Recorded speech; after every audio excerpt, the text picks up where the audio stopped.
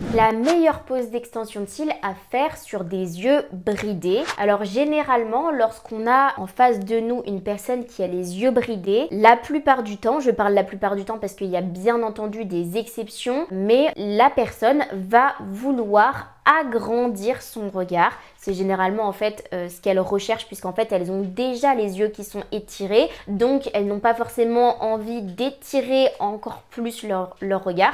Mais comme je dis, il y a bien entendu des exceptions, mais généralement ce qu'elles recherchent, c'est d'agrandir leur regard. Et donc dans ce cas, il y a deux poses qui peuvent être possibles. Tout va dépendre de votre cliente et de ce qu'elle recherche. Si votre cliente qui a les yeux bridés recherche un rendu assez naturel ou volumineux d'ailleurs, elle peut choisir le mapping Open Eyes. Qu'est-ce que le mapping Open Eyes? En fait, c'est un mapping qui va commencer court au coin interne de l'œil et la plus grande longueur d'extension de cils que vous allez poser sera au milieu de l'œil et ensuite vous allez redescendre jusqu'à avoir la plus petite longueur également au coin externe.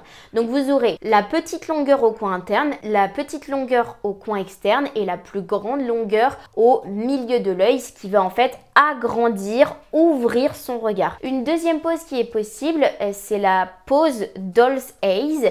Pourquoi? Parce qu'en fait, c'est pareil, dans cette pose, il y a beaucoup de longueur, mais ça va être un petit peu plus étiré que le Open Eyes, puisqu'en fait, on va mettre beaucoup de longueur dès le milieu et jusqu'à la fin de l'œil quasiment. Comme ça agrandit le regard, mais en le mettant légèrement de biais, donc en étirant légèrement sur le coin externe vers le haut. Donc ça, c'est une pose qui peut être pas mal, par exemple, si votre cliente, elle a les yeux tombants et si elle veut quelque chose de volumineux, la pose Doll's Eyes permet vraiment d'avoir cet effet œil de poupée qui peut être très intense et très joli quand on veut un résultat qui est chargé.